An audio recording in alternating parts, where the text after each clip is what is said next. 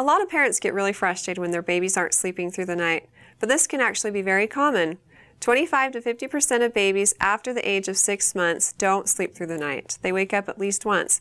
Because babies are just like us. We usually wake up once or twice during the night, and so do they.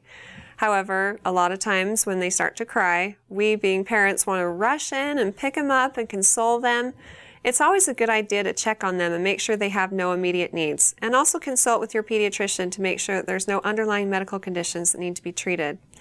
Sometimes babies want additional feedings during the night during times when they're going through growth spurts, and this is a good idea to make sure they're getting the nutrition they need.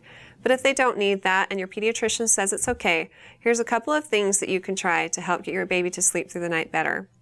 There's a lot of different methods out there, but here's a couple of basic ones.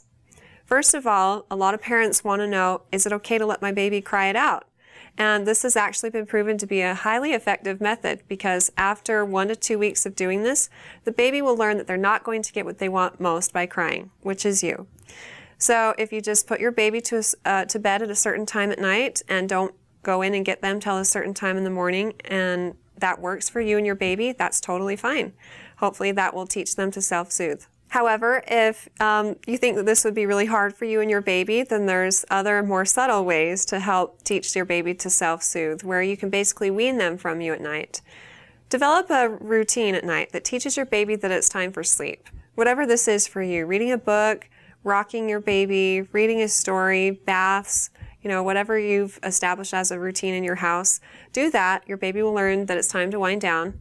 And when you put them in the crib, just give them a kiss, lay them down, turn around, walk out of the room.